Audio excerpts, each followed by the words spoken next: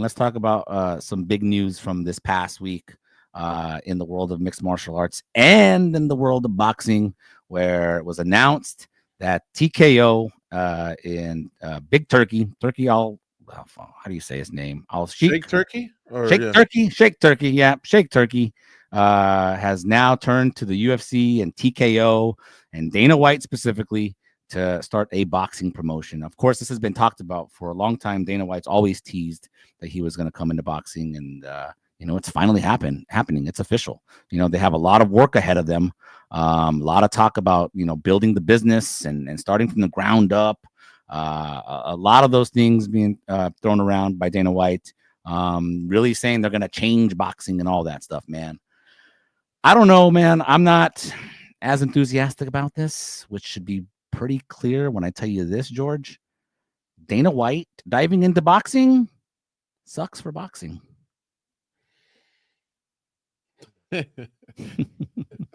Okay, you're like giving me a lot that I have to process really quick. Process it, man. Dana White going into boxing is bad for boxing. See, boxing's already in a state that I don't like to begin with. Really? But can he take it worse, is what you're saying? Is he going to make it better?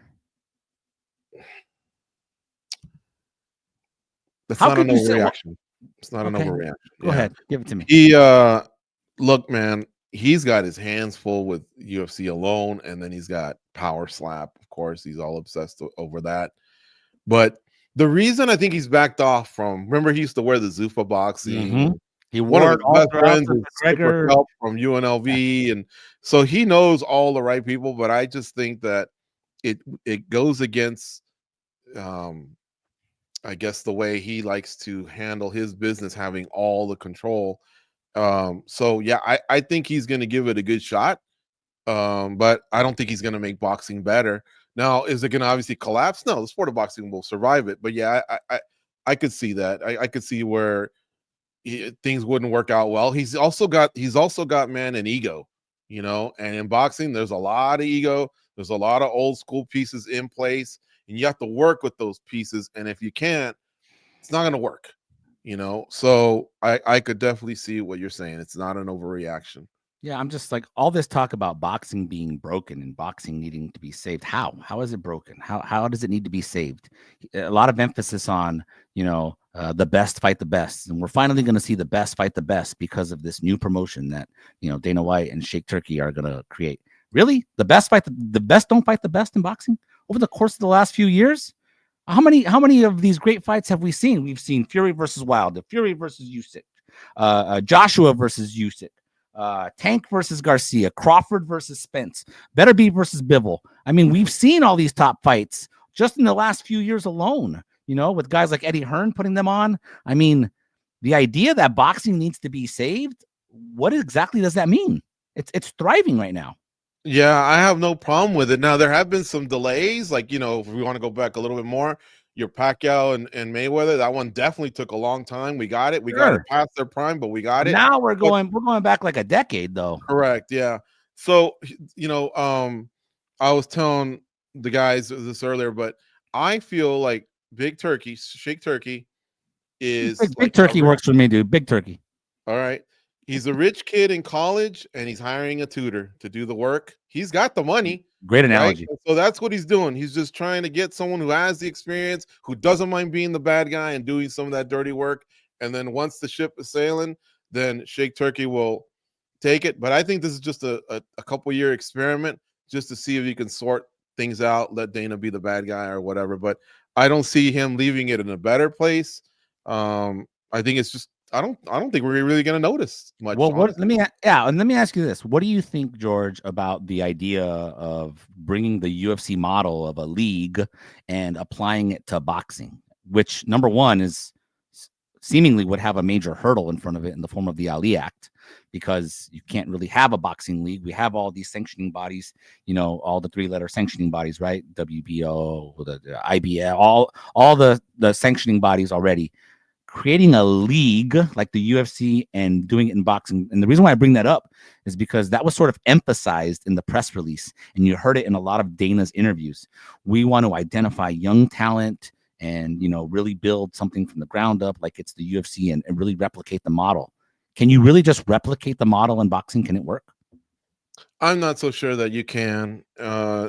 The Ali Act, yeah, prevents the promoter and the agent from being basically the same person. Yep. And so this would have to be like a generation, a 25-year project to maybe, wash all of the old school methods of putting a fight together, where 80% of the money does go to the fighters and 20% goes to the promotion, whatever they have to do. The UFC model is a little bit different. So that would be a challenge in itself. Your business might tank before you get to some of these young kids that can become stars, where your business has an opportunity to thrive. So getting a lot of these fighters to commit to big fights is going to take big paydays. And I think that's what Sheikh Turki eventually wants to do is, hey, look, I have the money and I don't mind losing a little bit if there's a process here where eventually we start to turn a profit and it starts to work out. Wow. And I think that's where Dana White's going to try and come in a little bit, but I don't know that it's going to work in boxing because there's too many other shows also still outside of these guys Yeah. where the fighters can turn to, and I'm not even so sure that what's happening in the Middle East might not just be like a 5-year, 10-year run we're in the midst of, and that's it. And that goes for golf, soccer, and boxing. And don't you think, George, even if let's just say this TKO boxing promotion does establish itself as a premier player in the space of boxing over the next however long, 5 years, 10 years, whatever the case is. I don't know how long Dana's going to try and push this, right? It establishes itself. That doesn't necessarily mean that the three-letter sanctioning bodies are all going to go away, right? They're still going to be there. They're still going to do their thing. The Eddie Hearns and the Oscar De La Hoyas and of the world are not going to go away. They're still going to be promoting boxing. Don't we just end up then in the similar scenario that we have in the UFC and MMA, where we would often have a conversation because Dana says he doesn't want to work. He said in an interview with Dan Rafael from ESPN. Well, he used to work for ESPN, but longtime boxing journalist Dan Rafael. He said in an interview with him on his podcast, he has no interest in working with those sanctioning bodies. It's going to be all him, as you mentioned. He's controlling. Well, then don't we just end up in the same scenario where he doesn't promote? Like now in the UFC, he doesn't promote with the PFL to get a best versus best. He never promoted with Bellator, where we could have seen some of these big fights where we wanted to see like a Johnny Eblen versus Israel Adesanya or something like that at one point, right? Like, doesn't that then just create a problem still that exists currently in MMA? Correct. Now he's not going to have the best fight the best because those fighters will have other options, and it's not going to be easy to corral all of those professional boxers when you got all these other successful promotions and promoters doing their thing, and they've been doing their thing pretty well. Some of them even working with each other in the last few years. Boxing's not really missing that much of a beat as they're trying to make it sound. Sure, what they're doing out there, in Riyadh is pretty special. But at the same time, it's not like a deal breaker for boxing. If it wasn't happening there, the absurd amount of money that gets thrown around there, it would be happening in New York, in Las Vegas, in Miami, and other places. But like I say, I think some of these fighters are realizing, man, that there's a lot of money out there, and I just want to be a part of this wave that they're in right now. Yeah. Okay, man. All right, let's transition to something still related to Dana. All right. I was thinking about this one long and hard, man, on the heels of Dana White diving into boxing. And you touched on something earlier in this last segment that kind of plays off of what my thoughts were. I'm going to hit you with this one, George. It might be coming out of left field for you, but you tell me what you think, man.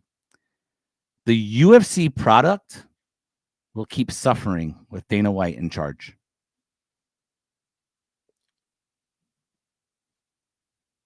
Will keep suffering with Dana White in charge.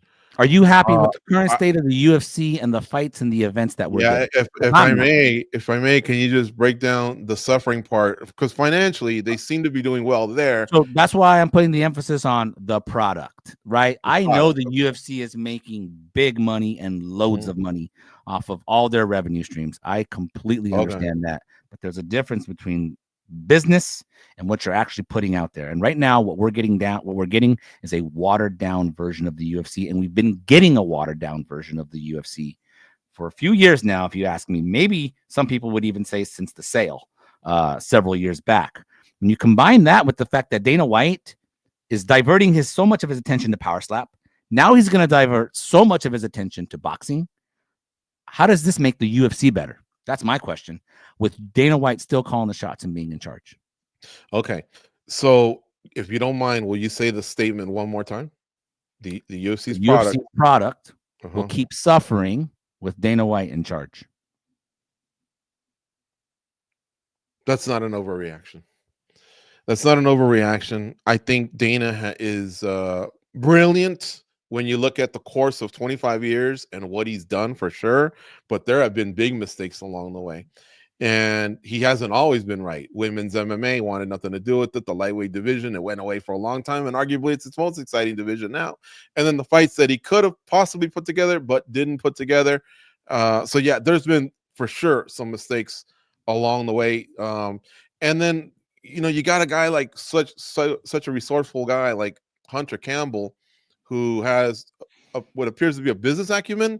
Mm-hmm. He's young and hungry, and then he's got the law degree, and so he's back there doing the patchwork, a lot of the heavy lifting when fights fall apart. And he seems to come up with some great ideas, like when that card, I don't remember the cards exactly by the number, but when Hamzat was 10 pounds over and they reshuffled the Oh, card with yep. Nate and Tony and And like Holland and that everybody. Yeah. right, he's got something to that, some of that hunger that I think Dana's lacking. So it's smart for Dana to have Hunter next to him, to his side. But now with Dana getting pulled in so many directions, yeah, I could definitely see the UFC, if they were to part ways with Dana White, probably taking another step forward in the right direction.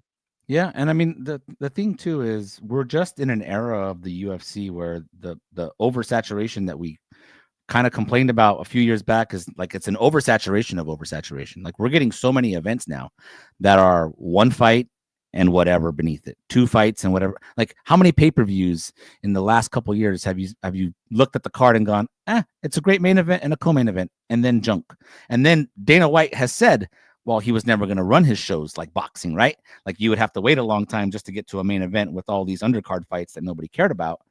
We're experiencing that on a regular basis now with the UFC.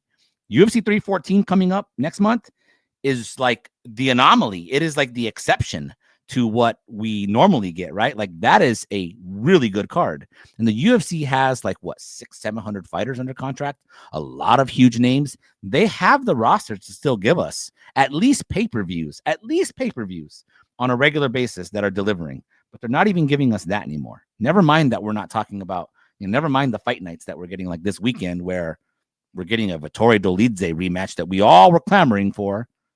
Wink, wink, wink, wink, at the UFC Apex with whatever else.